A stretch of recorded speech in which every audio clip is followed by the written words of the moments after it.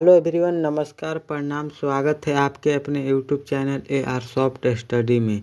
तो प्यारे साथियों, आप सभी लोग कैसे हो? ज़रा कमेंट कर मेरे को बताइए आप सभी लोग कैसे हो। अच्छे हो ना तो कमेंट कीजिए। चलिए, आज का आप लोग का टॉपिक रहेगा 12 क्लास हिंदी का इम्पोर्टेंट ऑब्जेक्टिव प्रश्न आप लोग के लिए ले आए हैं। इसीलिए आज का क्लास आप लोग शुरू से लेकर एंड तक ज़रूर देखिएगा। इम्पोर्टेंट आज का क्लास होने वाला है। तो चलिए देरी नहीं करते हैं, वीडियो को शुरू करते हैं। पहले 9 प्रश्न पर चलिए चलते हैं। पहले 9 प्रश्न पर। पहले 9 प्रश्न में लिखा है, अर्धनारी ईश्वर निबंध में शंकर और पार्वती का किस प्रकार का रूप वर्णित है? ए ऑप्शन आदर्श, बी ऑप्शन यथार्थ, सी ऑप्शन कल्पित, डी ऑप्शन वास्तविक। तो देखिए, पूछा जा रहा है मेरा दोस्त आप लोगों से, अर्धनारी शीर्षक निबंध में शंकर और पार्वती का किस प्रकार का रूप वर्णित है? तो कल्पित रूप वर्णित है। तो इसका करेक्ट आंसर आप लोग को लगा देना है सी, कल्पित रूप वर्णित है। तो इसका करेक्ट आंसर सी हम लोग का करेक्ट आंसर हो जाएगा। चलिए चलते हैं अगले 9 प्रश्न पर। दूसरे 9 प्रश्न में लिखा है, ओम प्रकाश वाल्मीकि की माता का नाम क्या था? A option Leelavati Devi, B option है Mukundi Devi, C option Nirmala Devi, D option है धर्म देवी। तो देखिए, पूछा जा रहा है मेरा दोस्त आप लोगों से, ओम प्रकाश वाल्मीकि की माता का नाम क्या था? तो देखिए, ओम प्रकाश वाल्मीकि का माता का नाम जो था मुकुंदी देवी था। तो इसका करेक्ट आंसर बी लगा देना है आप लोग को, मुकुंदी देवी माता का नाम था। तो इसका करेक्ट आंसर बी हम लोग का करेक्ट आंसर हो जाएगा।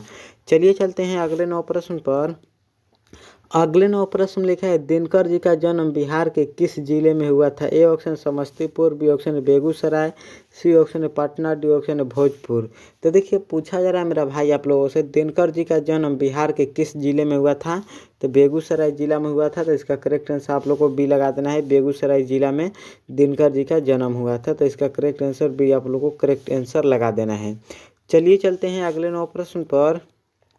अगले 9 प्रश्न में लिखा है, किस कवि को ऑपरेशन में एक फेफड़ा काट कर निकाला गया था? ए ऑप्शन है मलयाज, बी ऑप्शन अज्ञे जी की, सी ऑप्शन सूरदास की, डी ऑप्शन तुलसीदास की। तो देखिए, ये प्रश्न इम्पोर्टेंट है, तो इसको जरूर याद कर लीजिएगा।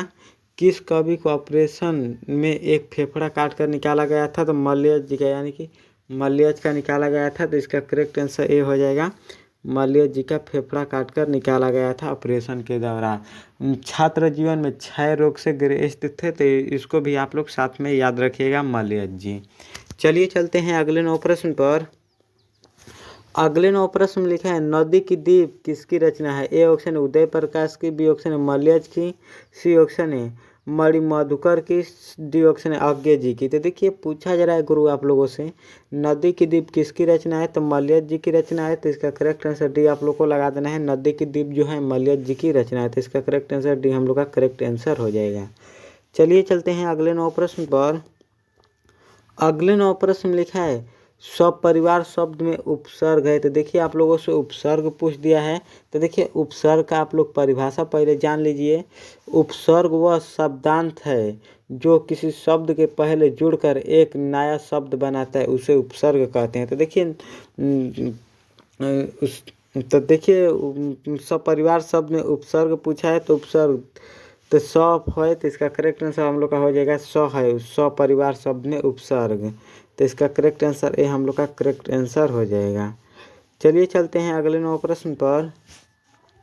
अगले 9 प्रश्न में लिखा है, चंद्र शब्द का पर्यायवाची शब्द क्या है? ए ऑप्शन है असुमाली, बी ऑप्शन है केसरी, सी ऑप्शन है सुरंग, डी ऑप्शन है हिमांशु। तो देखिए, इंपॉर्टेंट प्रश्न है ये आप लोग के लिए, तो जरूर याद कर लीजिएगा। चंद्र शब्द का पर्यायवाची शब्द जो है हिमांशु है। तो इसका करेक्ट आंसर आप लोग को डी लगा देना है, हिमांशु है। तो इसका करेक्ट आंसर डी हम लोग का करेक्ट आंसर हो जाएगा। चलिए चलते हैं अगले 9 प्रश्न पर।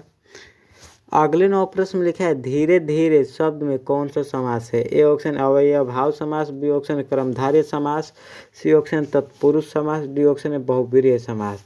तो देखिए, पूछा जा रहा है मेरा दोस्त आप लोगों से, धीरे धीरे शब्द में कौन सा समास है? तो देखिए, धीरे धीरे या रात रात या दिन दिन ऐसा शब्द पूछे तो आप लोग करेक्ट आंसर लगा देना है, तुरंत अव्ययभाव समास लगा देना है। ऐसा प्रश्न आप लोगों को पूछे तो इसका करेक्ट आंसर अव्ययभाव समास हो जाएगा धीरे धीरे में। तो इसका करेक्ट आंसर ये हम लोग का करेक्ट आंसर हो जाएगा। चलिए चलते हैं अगले 9 प्रश्न पर। अगले नौ प्रश्न में लिखा है सेनापति में कौन सा समास है। ए ऑप्शन है बहुब्रीहि समास, बी ऑप्शन तत्पुरुष समास, सी ऑप्शन है कर्मधारय समास, डी ऑप्शन द्वंद्व समास। तो देखिए पूछा जा रहा है मेरा भाई आप लोगों से सेनापति में कौन सा समास है। तो देखिए सेनापति यानी कि सेना का पति मतलब विभक्ति चिन्ह गायब हो गया है, तो सेनापति में तत्पुरुष समास हो जाएगा, सेना का पति हो जाएगा। तो इसका करेक्ट आंसर आप लोग को लगा देना है बी, सेनापति में तत्पुरुष समास हो जाएगा। इसका करेक्ट आंसर भी हम लोग का करेक्ट आंसर हो जाएगा, तो जरूर इसको याद कर लीजिएगा। चलिए चलते हैं अगले नौ प्रश्न पर। अगले नौ प्रश्न में लिखा है माता पिता में कौन सा समास है। ए ऑप्शन द्वंद्व समास, बी ऑप्शन कर्मधारय समास, सी ऑप्शन अव्ययभाव समास, डी ऑप्शन इनमें से कोई नहीं। तो देखिए माता पिता या भाई बहन चावल दाल ऐसा प्रश्न पूछा तो द्वंद्व समास होगा। तो इसका करेक्ट आंसर आप लोगों को लगा देना है ए, द्वंद्व समास है। तो इसका करेक्ट आंसर ए हम लोग का करेक्ट आंसर हो जाएगा। चलिए चलते हैं अगले नौ प्रश्न पर। अगले नौ प्रश्न में लिखा है जयशंकर प्रसाद का निधन कब हुआ था। ए ऑप्शन है 15 नवंबर 1937 को, बी ऑप्शन है 2 अक्टूबर 1948 को, सी ऑप्शन है 5 जुलाई 1947 को, डी ऑप्शन है 20 नवंबर 1948 को। तो देखिए पूछा जा रहा है गुरु आप लोगों से जयशंकर प्रसाद का निधन कब हुआ था। तो देखिए जयशंकर प्रसाद का निधन जो हुआ था 15 नवंबर 1937 को हुआ था। तो इसका करेक्ट आंसर आप लोग को ये लगा देना है 15 नवंबर 1937 को जयशंकर प्रसाद का निधन हुआ था। चलिए चलते हैं अगले नौ प्रश्न पर। अगले नौ प्रश्न में लिखा है शिवा बावनी में कितने मृतक है। ए ऑप्शन है 55, बी ऑप्शन है 52, सी ऑप्शन है 10, डी ऑप्शन है 40। तो देखिए पूछा जा रहा है मेरा दोस्त आप लोगों से शिवा बावनी में कितने मृतक है। तो देखिए 52 है। तो इसका करेक्ट आंसर आप लोगों को गलत नहीं लगाना है, बी लगा देना है 52 है। तो इसका करेक्ट आंसर आप लोगों को बी लगा देना है। हिंदी का ऑब्जेक्टिव प्रश्न इम्पोर्टेंट रहेगा, जरूर इस प्रश्नों को याद कर लीजिएगा। ये है मेरा व्हाट्सअप ग्रुप, जिन भी स्टूडेंट नहीं जुड़े हैं तो जरूर व्हाट्सअप ग्रुप में जुड़ जाइएगा। इस पर मैसेज कीजिए या तो अबाउट सेक्शन में व्हाट्सअप ग्रुप का लिंक है, वहाँ से आप लोग जरूर जुड़ जाइएगा। चलिए चलते हैं अगले नौ प्रश्न पर। अगले नौ प्रश्न में लिखा है नाभादास का अस्थायी निवास कहाँ था। ए ऑप्शन है हरिद्वार, बी ऑप्शन है Kashi, C option Jamshedpur, D option है वृंदावन। तो देखिए पूछा जा रहा है मेरा दोस्त आप लोगों से नाभादास का अस्थायी निवास कहाँ था। तो देखिए नाभादास का वृंदावन में अस्थायी निवास था। तो इसका करेक्ट आंसर आप लोगों को डी लगा देना है, वृंदावन में अस्थायी निवास नाभादास जी का था। चलिए चलते हैं अगले नौ प्रश्न पर। अगले नौ प्रश्न लिखा है सुखमय जीवन रचना कब प्रकाशित हुआ था। ए ऑप्शन 1915 में, बी ऑप्शन है 1911 में, सी ऑप्शन है 1912 में, डी ऑप्शन है 1913 में। तो देखिए पूछा जा रहा है मेरा दोस्त आप लोगों से सुखमय जीवन रचना कब प्रकाशित हुआ था। तो इसका जवाब आप लोगों को चैट सेक्शन में बताना है। आप लोग चैट सेक्शन में इसका जवाब दीजिए। मैं आप लोगों को चैट सेक्शन में जवाब देखता हूँ कितने बच्चे का सही जवाब आ रहा है। तो आप लोग जल्दी जल्दी से चैट सेक्शन में जवाब दीजिए। तो देखिए बहुत सारे स्टूडेंट गलत भी लगाए हैं और सही लगाए हैं। तो देखिए सुखमय जीवन जो रचना 1911 में प्रकाशित हुआ था। तो इसका करेक्ट आंसर आप लोग को भी लगा देना है। अगर उसने कहा था रचना का बात किया जाए, उसने कहा था रचना कब प्रकाशित हुआ था तो 1915 में होगा, और सुखमय जीवन रचना 1911 में हुआ था। तो इसका करेक्ट आंसर भी आप लोग को लगा देना है। चलिए चलते हैं अगले नौ प्रश्न पर। अगले नौ प्रश्न में लिखा है तुलसीदास जी को किस चीज़ की भूख है। ए ऑप्शन धन की, बी ऑप्शन यश की, सी ऑप्शन भक्ति की, डी ऑप्शन इनमें से कोई नहीं। तो देखिए तुलसीदास जी को भक्ति की भूख है। तो इसका करेक्ट आंसर आप लोग को सी लगा देना है, भक्ति की भूख है। तो इसका करेक्ट आंसर सी हम लोग का करेक्ट आंसर हो जाएगा। चलिए चलते हैं अगले नौ प्रश्न पर। अगले नौ प्रश्न में लिखा है वस्तुओं को नाम को क्या कहते हैं। बहुत इजी प्रश्न है, आप लोग जरूर इसका जवाब दे दीजिएगा। वस्तुओं को नाम को क्या कहते हैं। तो देखिए वस्तुओं को नाम को जो कहते हैं संज्ञा कहते हैं। तो इसका करेक्ट आंसर आप लोग को लगा देना है ए, वस्तुओं को नाम को संज्ञा कहते हैं। चलिए चलते हैं अगले नौ प्रश्न पर। अगले नौ प्रश्न में लिखा है वाराणसी शब्द कौन संज्ञा है। ए ऑप्शन है व्यक्तिवाचक संज्ञा, बी ऑप्शन जातिवाचक संज्ञा, सी ऑप्शन है भाववाचक संज्ञा, डी ऑप्शन समूहवाचक संज्ञा। तो देखिए वाराणसी जो है एक जगह का नाम है, तो इसीलिए व्यक्तिवाचक संज्ञा में आ जाएगा। तो वाराणसी व्यक्तिवाचक संज्ञा है।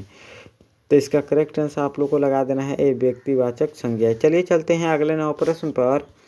अगले 9 प्रश्न में लिखा है शमशेर बहादुर सिंह 1978 में किस देश की यात्रा की है? ए ऑप्शन है अमेरिका की, बी ऑप्शन है नेपाल की, सी ऑप्शन है रूस की, डी ऑप्शन है पाकिस्तान की। तो देखिए पूछा जा रहा है मेरा दोस्त आप लोगों से, शमशेर बहादुर सिंह ने 1978 में किस देश की यात्रा की है? तो रूस की यात्रा की है, तो इसका करेक्ट आंसर आप लोगों को सी लगा देना है। शमशेर बहादुर सिंह ने रूस की यात्रा 1978 में की है, तो इसका करेक्ट आंसर सी हम लोग का करेक्ट आंसर हो जाएगा।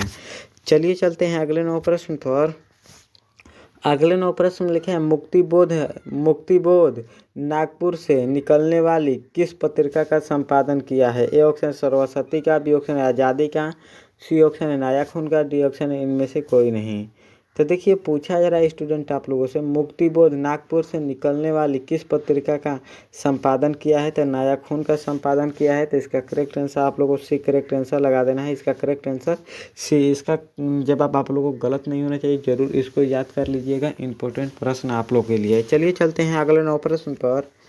अगले 9 प्रश्न में लिखा है पानी का परिभाषी क्या होगा? ए ऑप्शन तालाब, बी ऑप्शन है सौर, सी ऑप्शन है नदी, डी ऑप्शन है नीर। तो देखिए परिभाषी शब्द जो होता है किसी ना किसी नाम होता है, तो देखिए पानी का परिभाषी शब्द जो है नीर है, तो इसका करेक्ट आंसर आप लोग को डी लगा देना है, नीर है। तो इसका करेक्ट आंसर डी आप लोग को याद रखना है। चलिए आप लोगों से 20 हिंदी का ऑब्जेक्टिव प्रश्न पूछा गया है, 20 में आप लोग का कितना सही हुआ है कमेंट कर मेरे को बताइएगा, 20 में आप लोग का कितना सही हुआ है। चलिए आज का क्लास इतना ही पर समाप्त करते हैं, अगले क्लास में मिलने के लिए, तब तक के लिए आप लोगों से बहुत बहुत धन्यवाद। जय हिंद।